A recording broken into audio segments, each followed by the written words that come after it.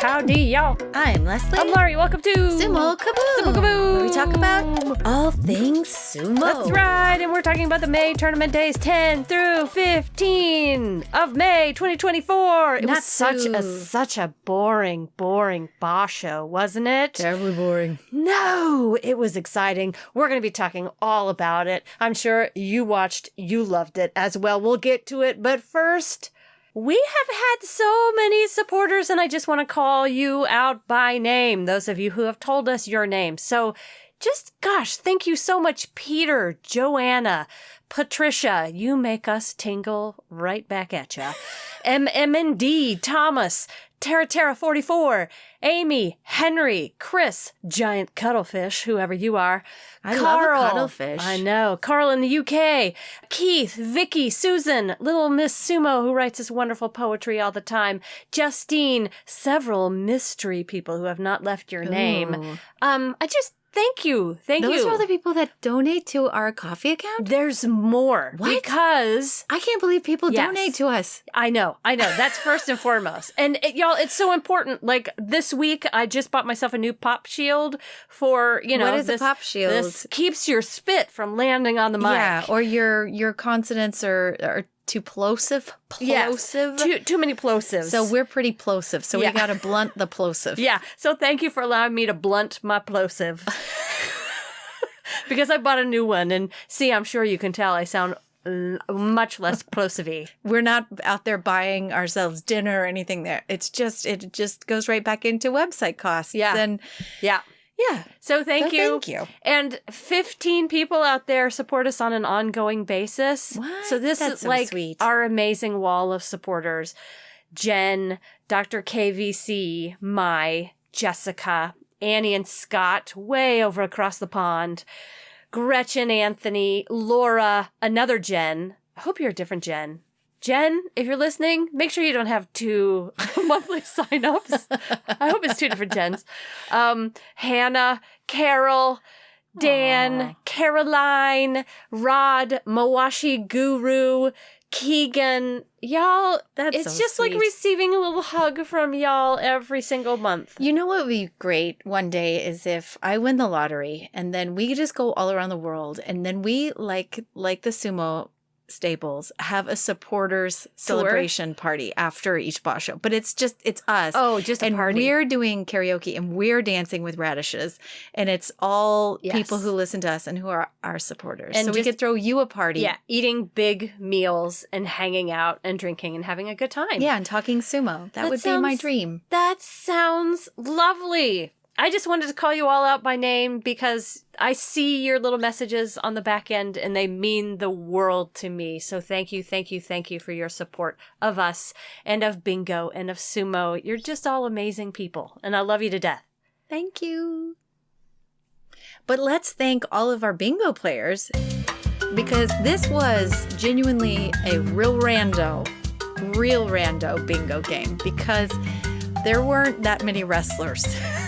At the end of the Basho. Because there were so many entries, is that what you mean? Well, yeah. Actually, you could bingo the same, like Makikoshi style, if your wrestler dropped out, which is what helped a lot of people bingo. But we had a lot of people play, as usual, and there were an overwhelming amount of Makikoshi bingo winners. Yeah. Not that many Kachikoshi because, again, it was hard to get a Kachikoshi. Yeah, we only had 14 is that right? Kachikoshis? Yeah, we only had 14 Kachikoshi bingos.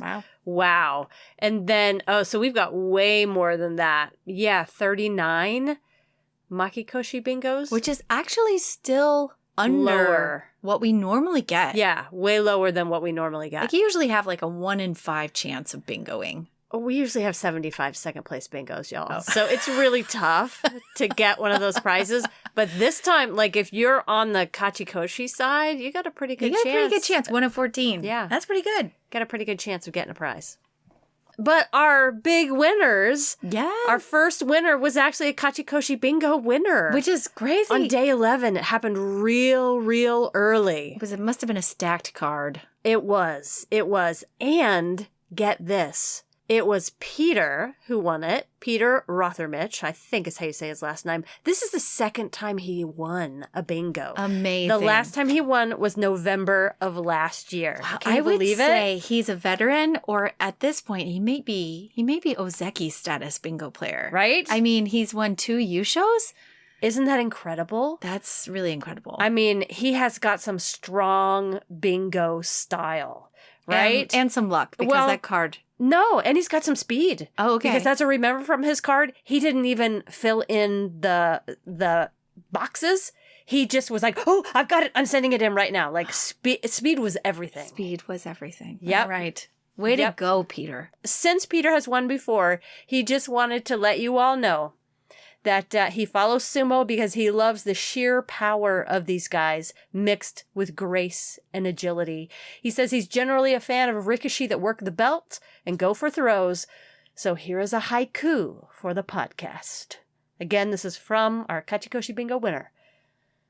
Edge of the circle. First a shift, then a pivot. Daisho slides by. Oh, that's nice. Isn't that nice? That's very nice. An ode to Daisho. So thank you so much, Peter, for playing. you. And congratulations. You have some bingo style. Yeah. You're actually the second person who has won Kachikoshi Bingo twice. Really? There's one other. Mahatarina won it twice. Oh. Yep. I know. It's good skill, right? Yeah. Yep. That's so it's possible, impressive. y'all. Would you like to hear about our Makikoshi winner? Yes, I would. I'm not sure what day they came in, but 524. I can tell you exactly. 524. Yeah. Way to go. It was tough. Yeah. It was tough competition this time. Rafael sent this in, and here's a little bit about ourselves, he writes, because this win was not just one. It was 2 people working on one card.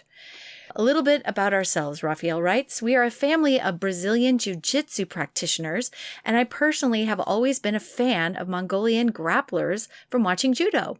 Well, one day, my YouTube algorithm suggested a video from the Don Don Sumo channel showing Haramafuji's 2012 July U show, and it rocked my world. Yeah. I showed it to my wife, Pam, and she was equally amazed. Since then, we've fallen in love with the sport and have learned so much from YouTube shows like Sumo Primetime. We love Hero. Oh, I mean, we do too. Like, I adore Hero. I don't know if I could speak for you, but I love Hero. And podcasts like Sumo Kaboom, among many others. Our favorite rikishi is Tamawashi because of his fearsome nodowa, but mostly because he is such a cutie pie and a sweetheart husband and dad. Yes. Absolutely 100% agree with you there. There is no sumo club in our area, but we don our mawashis once a week and have some sumo fun as family. We just love the sport so much. Thank you for what you ladies do, not only teaching us about the sport, but sharing the joy of sumo. Your enthusiasm is infectious. Oh, so that's sweet. So they will be enjoying, I believe it's my orange marmalade I will be sending their way. Nice. Yeah. Nice. They Yeah. can have it on their next sumo family event. Yeah, They can have a all little don their toast, mawashis. little toast and marmalade. Yeah. Toast and marmalade. Toast, marmalade, and mawashis. Courtesy of Sumo Kaboom. I know. I need to start making some more jam. We do. One day I wish we have a blackberry bush out back. I would like to make jam out of, like, not only like it's jam I make with my hands, but it's been grown and loved and cared for by you in the backyard. Well, you best get on that because that season is now. I know, but there's not enough. Yeah. Oh, because I keep eating them. I could stop eating them for a few days if you need a bunch. I could. Well, anyway, We grow some congratulations. good blackberry. We do. By the way, speaking of gardening, Yeah. Tanner, who is a listener, Mm-hmm. sent me a little note and said, hey, did you know Daisho is a big gardener? What? Can you believe it? He said, and this is even better. Daisho loves to grow vegetables and hydrangeas. Well, hydrangeas are beautiful. What, can you imagine Daisho in his garden No, watering his hydrangeas? I imagine him kind of image ever. I kind of imagine him like a little grumpy. No. But like with a little, like a straw hat on and a garden hose with that kind of resting. He has a resting bitch face. Like, come on. But he is a sweetheart and I adore him. I imagine he attacks gardening like he attacks the tachiai. Oh, I imagine there's no weeds in his garden at all. No, but they're I gone. imagine him serene and watering I love all it. of the hydrate because they love their water. They do love their Take water. a lot of water. So I imagine him just holding the hose over the hydrangeas for hours on end. Well, it is a Gleefully. little baffling, though, because, like, space-wise, I didn't really see a lot of properties that have a lot of gardens. So maybe he has a country house with all Maybe of he his money, does. and he grows hydrangeas there. Isn't that great? I'm intrigued. So congrats to our winners. We will be drawing names, or by the time this is out, you will probably have been contacted if we did draw your names for the second place bingo lottery winners. And we will be sending you gift cards, compliments of us and Big Sumo Fan. We always want to thank Robert at Big Sumo Fan for always co-sponsoring this game with us. And without his help, we wouldn't be able to get you that cool merch that you definitely need.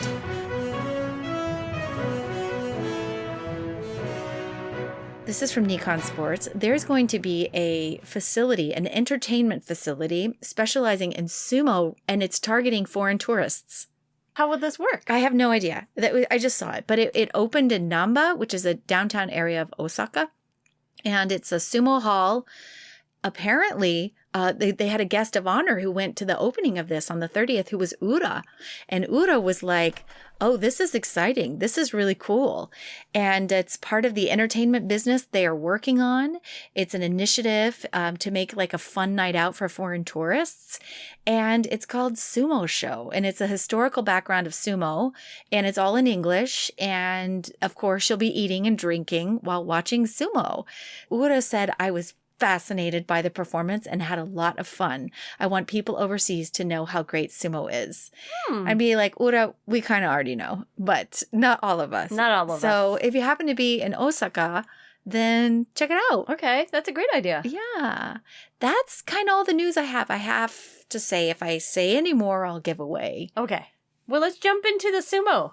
Okay, day 10. Okay, day 10 was a long time ago.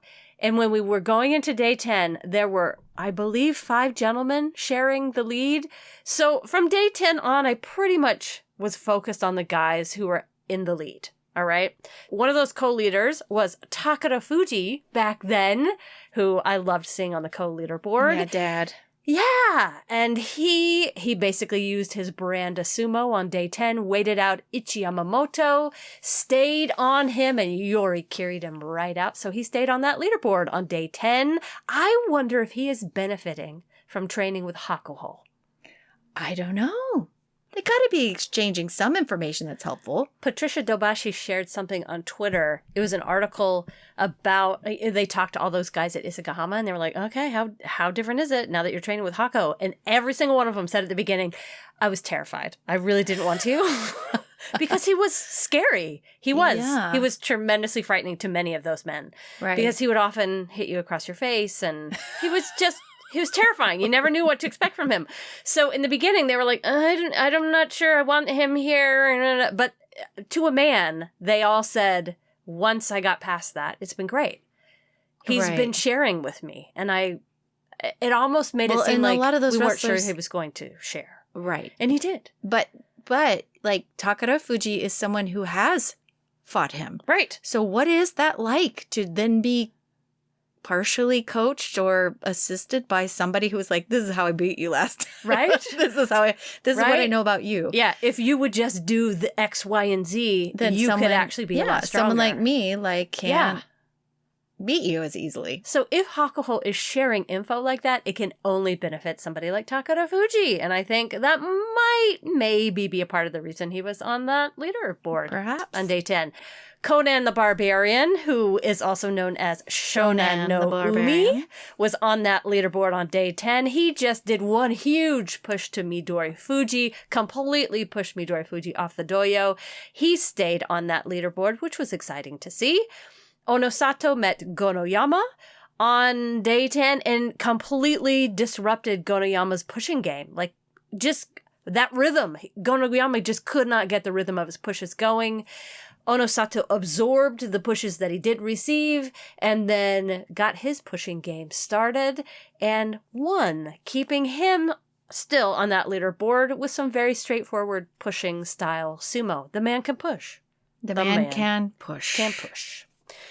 The most exciting match of the entire day, I am going to break down for you because it was Takayasu versus Kotozakura.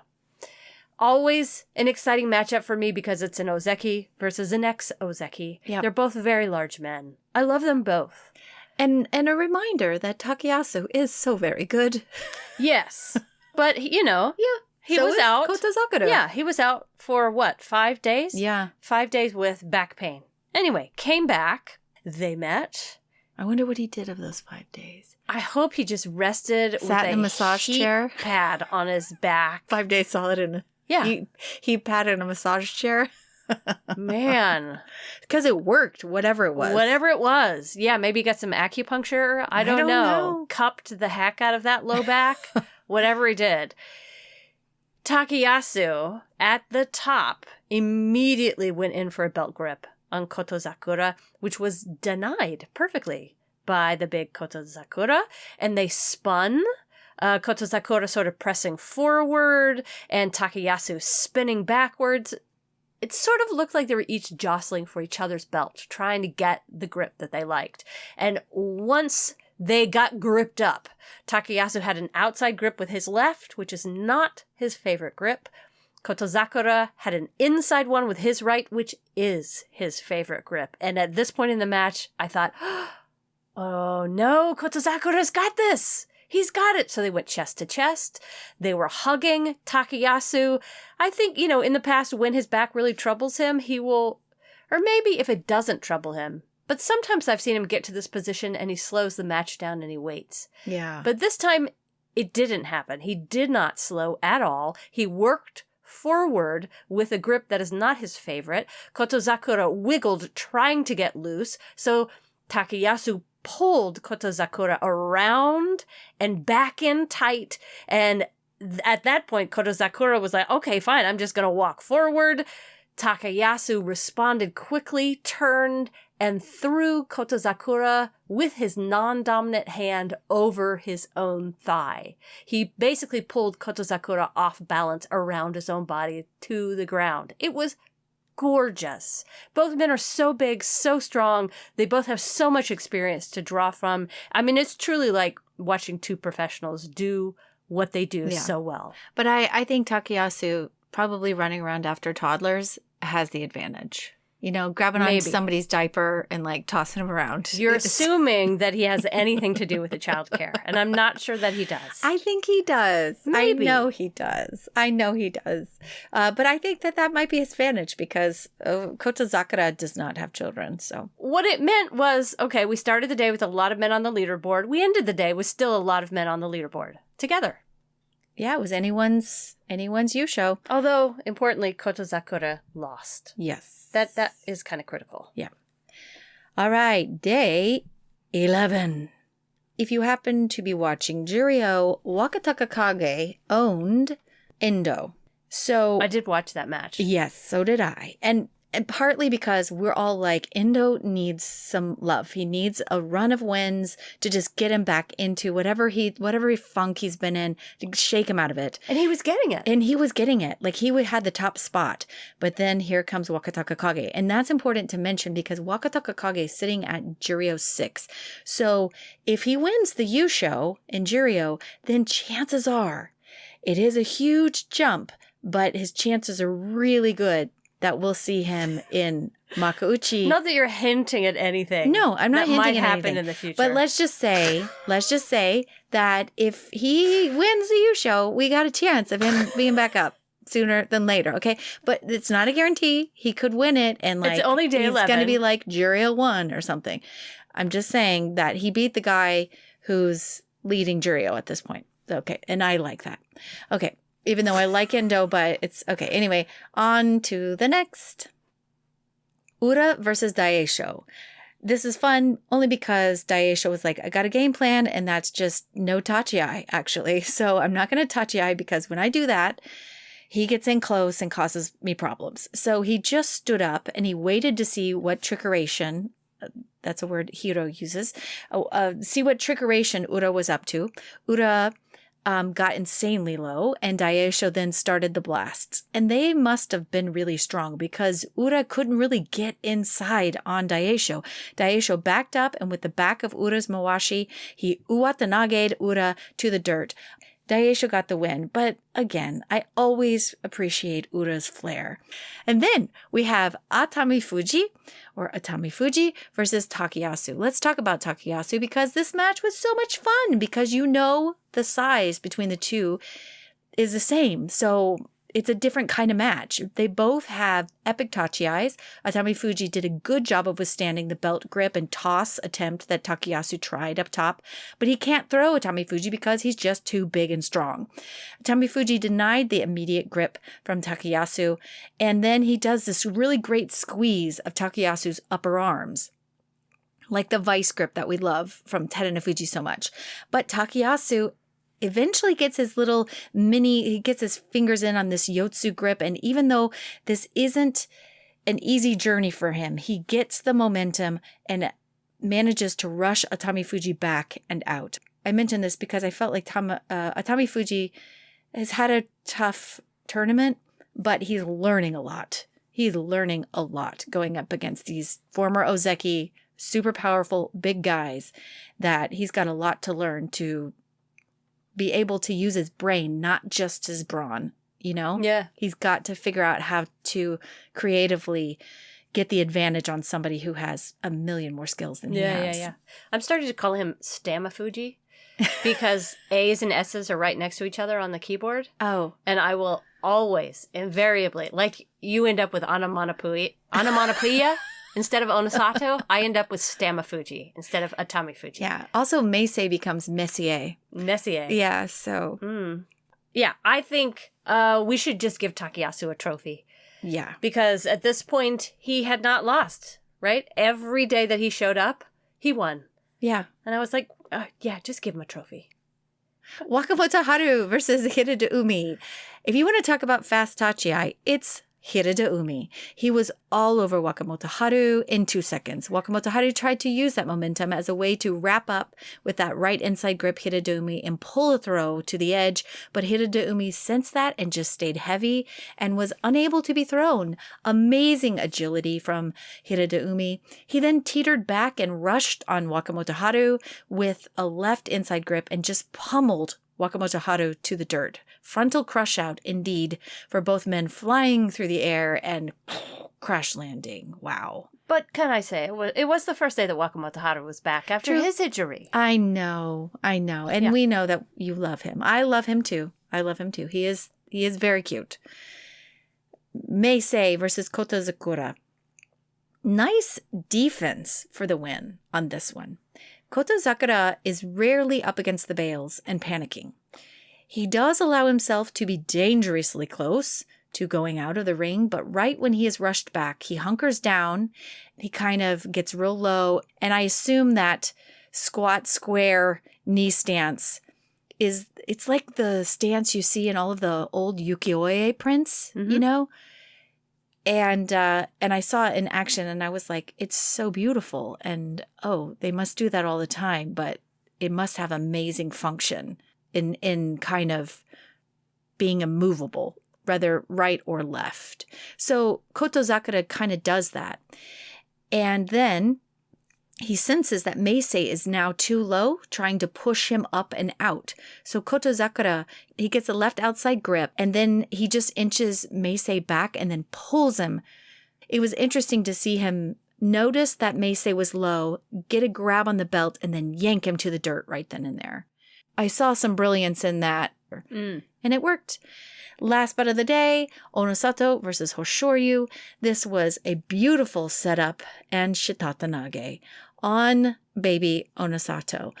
What else is there to say about this match? It was pitch perfect, setup post tachi. It was a leg lift assist and flip and throw down like a beast on the much bigger Onosato. It was gorgeous from Hoshoryu. It is when Hoshoryu is in his zone, and this is exactly why you fear Hoshoryu. Now, with this loss on this day, he is not on the leaderboard. It is Shonan the Barbarian who's actually leading with one. Yeah, because he beat Takara Fuji Right. on that day. I just want to appreciate Hoshoryu for the flair and personality he brings to Yes, sumo. he does. Just like Ura in that yeah, way. they really do. He has a lot of spice. And even though he tries to control his emotions, you still see it. And it's delightful. It's just pure pleasure. Way over here in Texas, I appreciate those picture-perfect throws on a much larger opponent. It was just gorgeous. Well, and he doesn't cause any problems outside of the dojo. Like, right? He's a demon in the dojo, but everywhere else he seems like he's a nice good kid. Guy. He likes to read. Yeah. He's a good kid. Yeah, so you're right. At the end of day 11, we had one winner, Shona Naomi, and we had 6 guys trailing at 8 and 3. If the JSA were to award someone for best sumo while injured, who do you think it should go to this tournament? Oh. Well, who came back? Wakamoto Haru, Takayasu. I would say Onosho, Saranaumi, Mitakeyumi, Tomokaze, Tsurugisho. I'd say it's Takayasu. He came back Takayasu? and did pretty good. Okay. He seemed the least injured after being injured. The rest of them, I was like, get these guys a stretcher.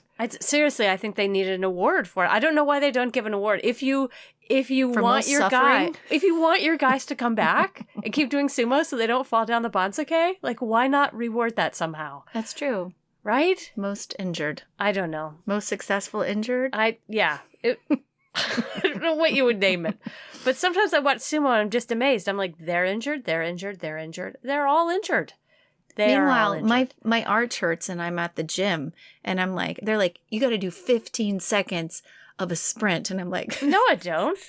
I'm like bawling. I was like, it hurts so bad. They're like, what's wrong with your arch? I was like, it just hurts. No, I'm with you. Like Mitoriu went out one of those last 2 days that we were just talking about with osteoarthritis in both knees. And I was like, oh, I feel ya. I feel ya. But I certainly wouldn't be doing sumo on it. No. Oh, well. But that's what makes this sport so amazing sometimes to me. Okay, there's a theme to day 12. And let's just call it a slick day on the dojo. Everybody was slipping all over the place. Gonoyama, off balance the entire match against Hiradeumi. He just like slipping here, slipping there, and Hiradeumi just had to give one hard push and out Gonoyama went because something was up with that dojo. I don't know what it was. Meisei versus Daisho. Huge pushes from both of these guys. Daisho rocked Meisei back. Meisei slipped. He was off balance. And then Daisho saw the end of the tunnel and ran with all of his power towards Meisei. Meisei slipped intentionally this time to the side, turned, and pushed Daisho out. So, Meisei, congrats on recovering from your slip. They were both 8 and 4 after this match. Yeah. Takara Fuji versus Ono Sato. No slipping in this match on day 12. This was one of those matches that just looked like the easiest win ever by Ono Sato. Takara Fuji just simply could not stop and slow down the Big O train. Let's just call him the Big O train. Ono Sato, he's just very versatile. I mean, all he did, he grabbed the belt and walked forward and Takara Fuji was out. I don't know if that's a plan, like you won that by plan, or you just got good belt game and good pushing game and you just beat this guy. I feel like his thing is he's so big. He does a big tachiai and then just swallows people up. And that in combination with his massive body, momentum, moving, rushing them to the edge and back.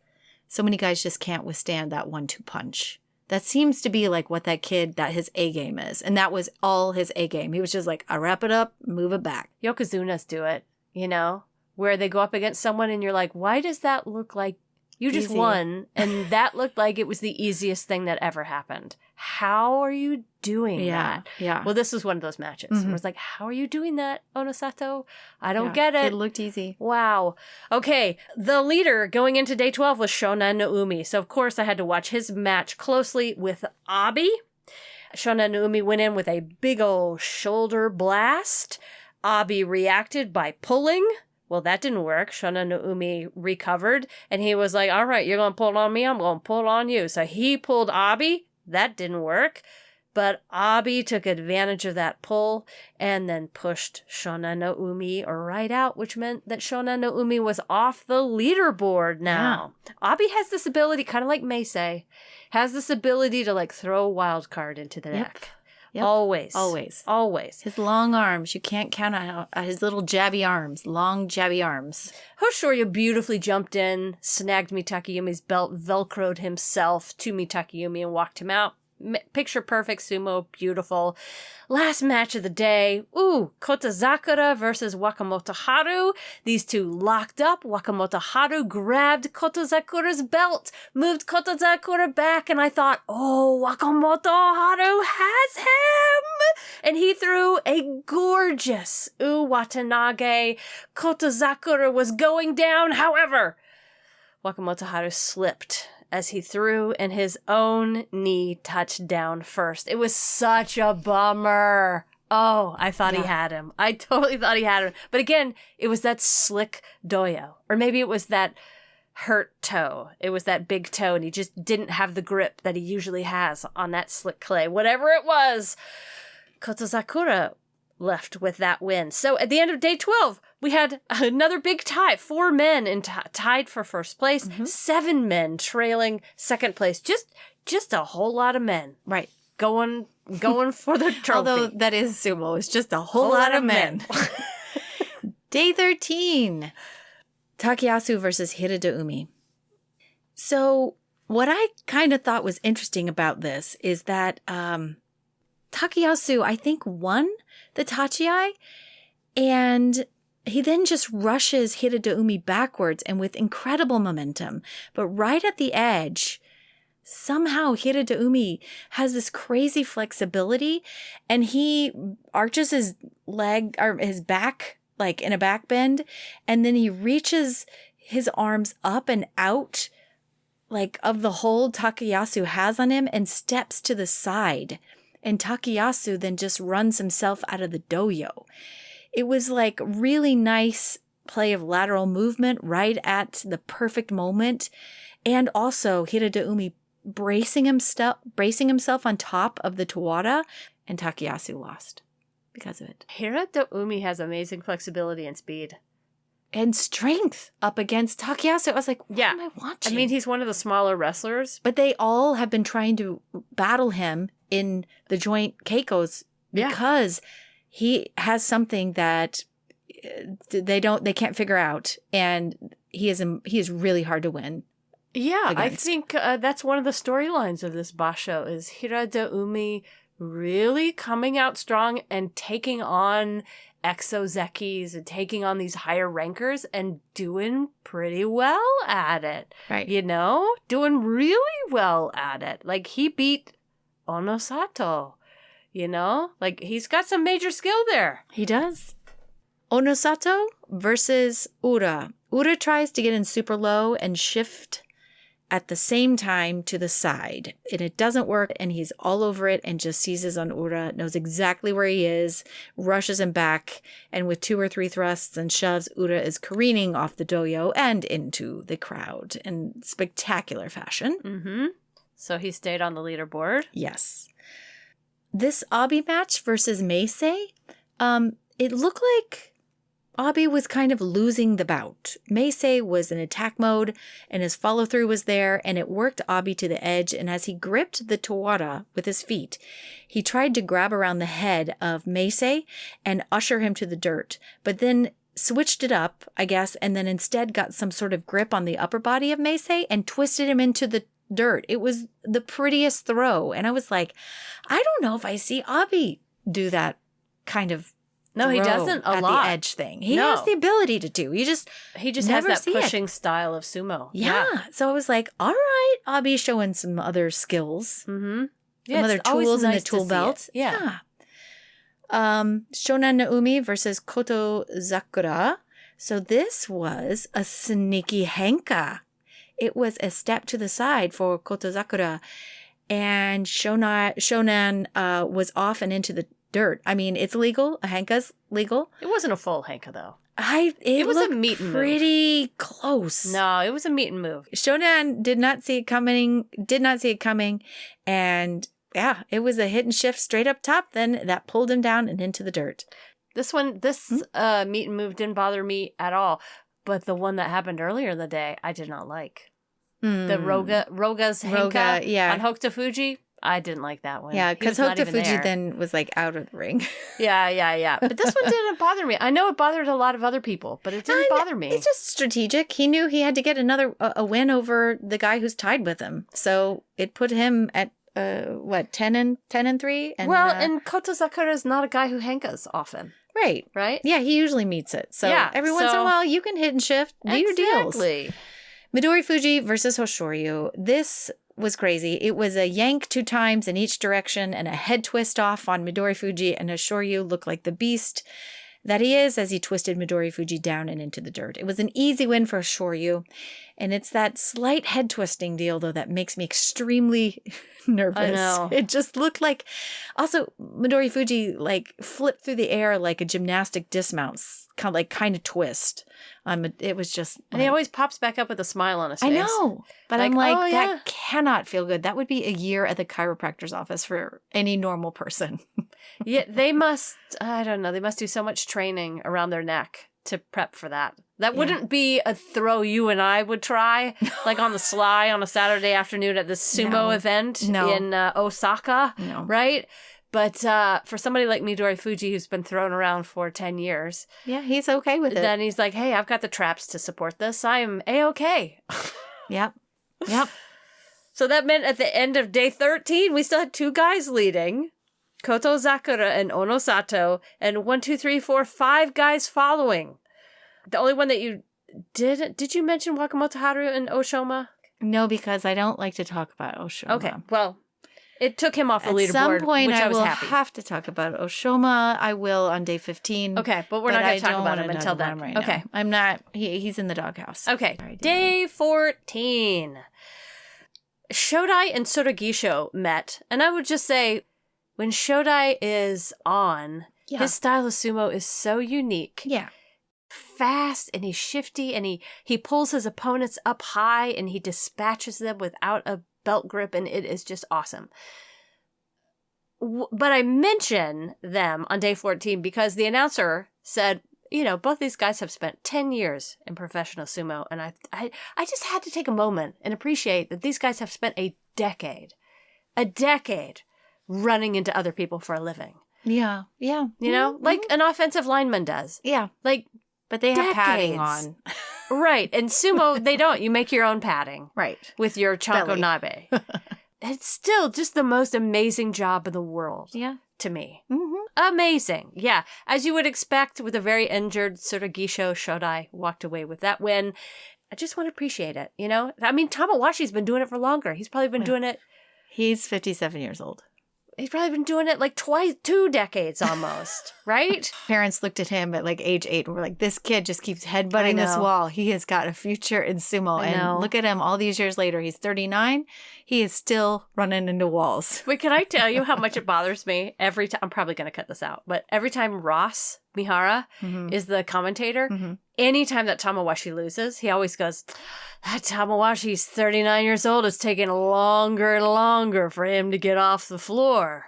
Ross, and I'm like, appreciate. Right? How about, look at this guy. Look at this incredible 39-year-old man who he might have lost, but look at how quickly he pops back up. He has never been away from sumo, right? Right. Doesn't matter. He shows up each day. That could be his attitude. But no. It is, poor guy can't get up off the floor so fast. It drives me bananas every time. Not that I have an issue about that. Not at all. Okay. Atami Fuji versus Ura. I only mention this because this is truly a battle of the beloveds. This is a clash of the cuties. Yes, I love this match. It took quite a while for this match to finish because Ura went in deep for a belt grip, and Atami Fuji, or Stammy Fuji, just clamped his arms right down on top of Ura's, and then neither one of them could do anything from that position. And it lasted quite a while until Stammy Fuji kind of shuffled forward and lifted Ura's locked up arms until Ura was out. I just Ura refused love it. He refused to budge. And that's why it was that extra belly bump that was impossible for Atamifuji to do on Ura, I believe.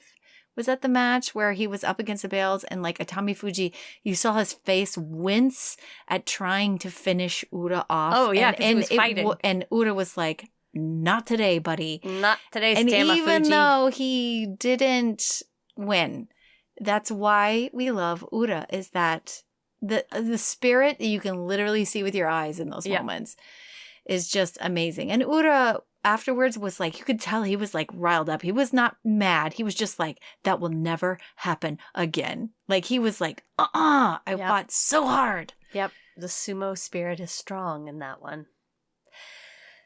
Takayasu met Big D, our favorite gardener.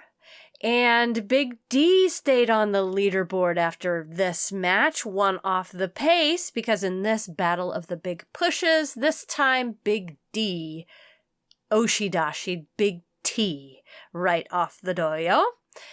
Shonan Noumi met Onosato, and Onosato completely absorbed Shonan Noumi's blast. Completely, like it didn't even move him. Mm-hmm. And then Shonan Noumi, who must have just put all of his power into that blast at the Tachai, his arms seemed just wide open, just waiting for Onosato to jump inside and then push Shonan Noumi out. No Mawashi grip needed. Mm-mm. I was kind of amazed by this match as well. Onosato, still in the lead. I'm going to jump all the way down to Hoshoryu versus Oshoma, as you would expect here. Inozeki meets Oshoma, who's much lower in the ranking. This was no problem for Hoshoryu. He grabbed Oshoma by the belt, spun them both around and around, and then pushed probably a very kind of like Twitter-pated, like, what just happened? Oshoma all the way out. He looked surprised. Maybe he was thinking, oh, this is what it's like meeting Inozeki. Mm-hmm. I loved it. I absolutely loved it. Yes, I liked it because Oshoma got beat. I know. It's nice to have a guy to cheer against, isn't it? And I do. You did skip over Wakamoto Haru versus Oho, which we have not mentioned Oho. And I know did. Oho. I didn't like it. That's why I skipped over it. I get it, but I like Oho. And I know that you're number one, fan for Wakamoto Haru, but we haven't mentioned him because, of course, he's not had the best record. He's been wrestling better and better and better. And that match was one of those. And I was like, okay, Oho, great job, Oho. He did get Wakamoto Haru off balance. Yeah. Because Wakamoto Haru's foot isn't working. All right then. I'm going to skip all the way to the end. Kotozakura versus Abi. Kotozakura had Abi moving backwards and almost completely out of the doyo. And then Abi grabbed Kotozakura's hand, pulled hard as he slipped aside. This pulled Kotozakura off balance and almost out. Almost. He was trying to right the boat. But all Abi had to do was one little push. And that knocked Kotozakura off the shared leaderboard. That meant he was going into the final day trailing by one. So Onosato was in the lead, and trailing was Hoshoryu, Kotozakura, Abi, and Daieisho. Day 15. Well, I have to mention it. Oshoma versus Kinbozan. And I have to mention it because whoever wins this match gets the Kantosho, which is the Fighting Spirit Prize. And I don't want to break this one down because I do not enjoy watching a bully win, but he did get a shallow grip on Kinibobo and just manhandled him back into the edge and out. And so it was pretty dynamic sumo, but still I don't have to like it. Can we move on? Well, no. We need to say something. Oshoma got awarded for a different kind of fighting spirit here. Clearly he has it. Clearly he has the fighting spirit. And if you don't listen to us often, we're alluding to some bullying accusations that started when this kid reached Juryo, and there was multiple kids that retired from his same stable as soon as this kid started getting paid. Yeah. But nothing's been done about it. Yeah. But I will say what I what I noticed about this match when Oshoma won is there was not very much celebration in the arena. crowd? I would call it polite. Yeah. And that was it. There was not much spirit behind this fighting spirit win.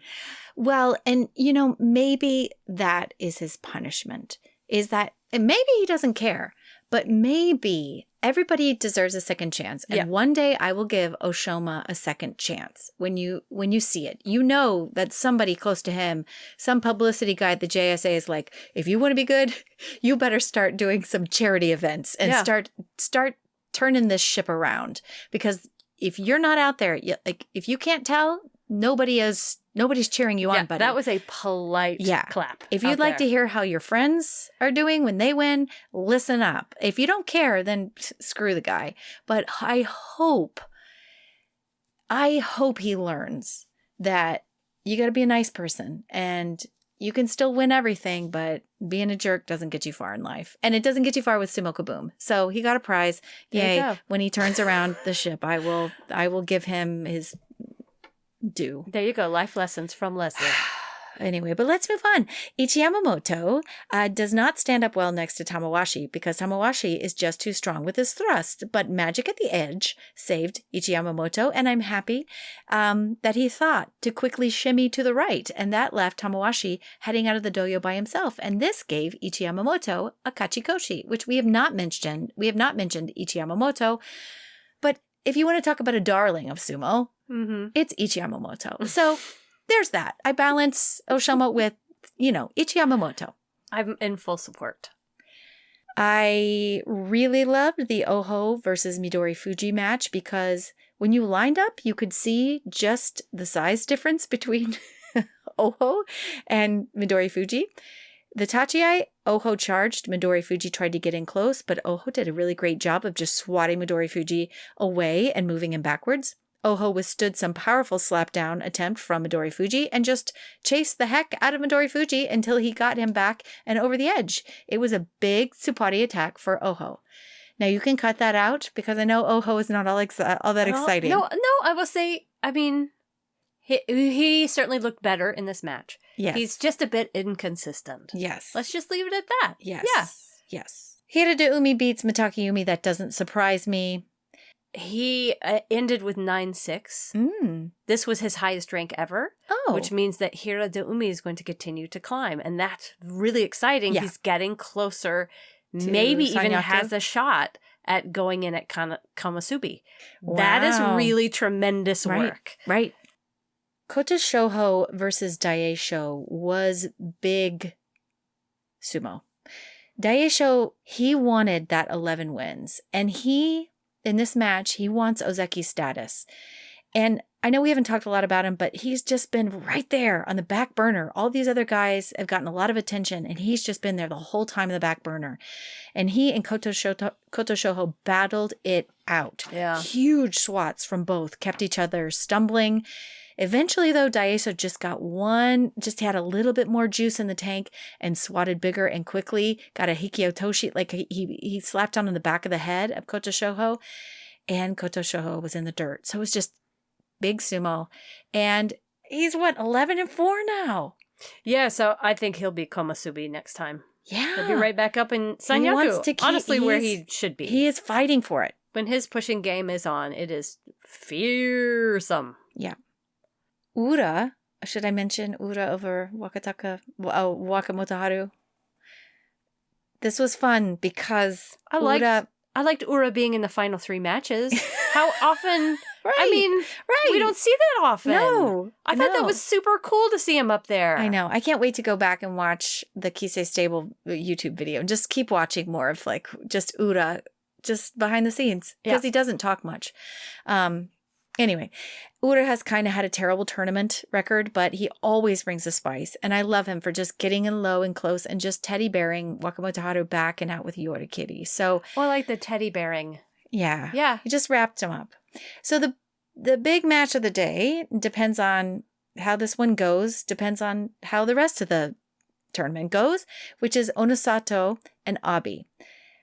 What was striking to me was not the sumo. It's how easy it was for Onosato, who just simple, easy as pie, just blunted Abi's 2 epic long-arm jabs. He got in close, swallowed him up, and rushed him back and out for the Yusho win.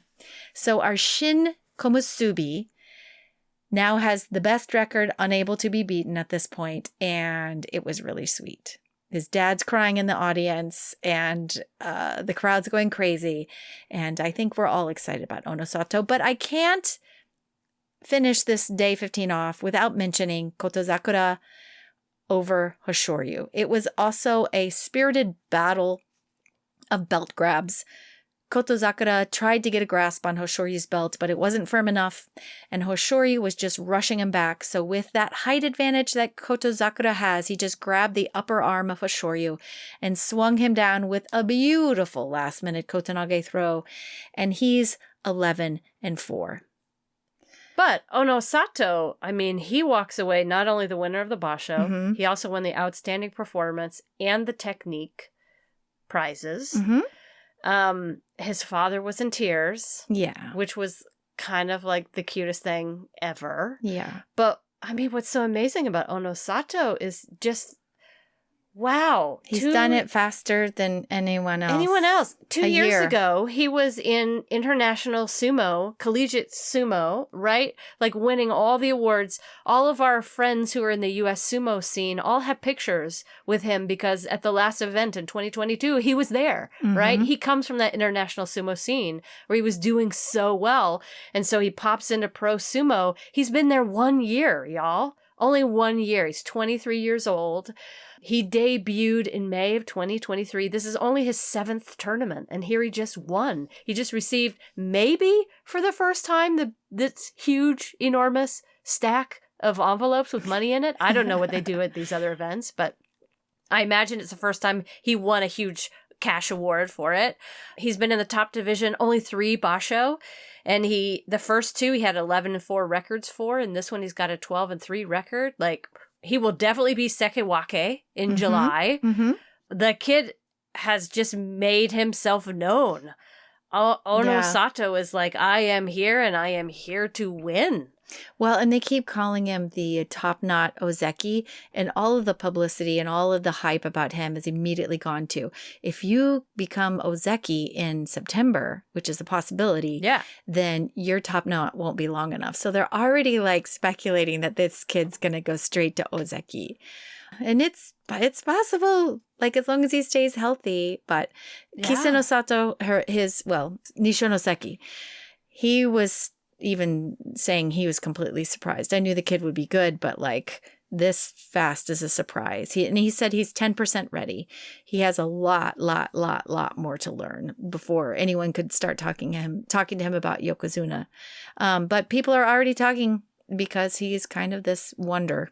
So that's exciting. It is very, very exciting. Yeah. I cannot wait to see what happens with this kid and what happens with Kotozakura, because I think a Basho win for Kotozakura is just around the corner. I do as well. too. He's been a runner-up in plenty, and I'm sure he'll snag one. He would have, like, if Onosato had lost on the last day, it would have been a huge playoff scenario because there were so many men trailing just right behind. Right. So it's just a matter of time before he wins one. Right. And he's consistently looking very polished. Looking at this Basho and then thinking about the Banzuke for next time, it's going to be really interesting to see what happens. Like, where's Kirishima going to land? Well, he'll be at Sekiwake, but if he gets the 10 wins, he can come back into Ozeki. So where does Abi go then? Because Onosato has to go up to Sekiwake, and Abi ended with double-digit wins at Komusubi. So will they have 3 Sekiwake? I don't know. Yeah, Probably. It's going to be really interesting. Probably. Well, that is all for this tournament. Yeah, that's a lot of sumo talk, y'all. Just know that we enjoyed it. It was really fun. And we're wishing Onomatopoeia well. Yes. Also known as Onosato. Yep. Kotozakura. Like, so many boys did well with their double-digit wins. You know what we're not hearing this time? We're not hearing, those Ozeki underperformed. Yeah, well, because 2 of them went out. Yeah. Right? But the other 2 performed well. They Right. both got double digits. Right. So we're not hearing that. Now, this time we're hearing, oh, the Yokozuna must retire. Yep. Like, there always has to be a bad guy somewhere that they're like, you got to do better. Yeah. Well, we wish them all good health and hope they come back stronger than ever in 6 weeks. But until then, next week, we'll be back with you with who knows what for next week. Koto Echo retirement party. Oh, perhaps. Yeah, perhaps. Yeah. That'll be Koto Echo's Ode to Koto Echo next week. In the meantime, keep bending your knees, stay low, keep training your sumo bingo fingers. Send us your Koto Echo poetry and songs. Please. And then if you're a Koto Echo fan, next week is your week. Please send us all your favorite memes of Koto Echo. Send us like that photo of him with the G-string on or whatever that is. That amazing piece of bodybuilding. Yes. Whatever. The best Koto Echo stuff you can find out there. Send it. See y'all later. Bye. Bye.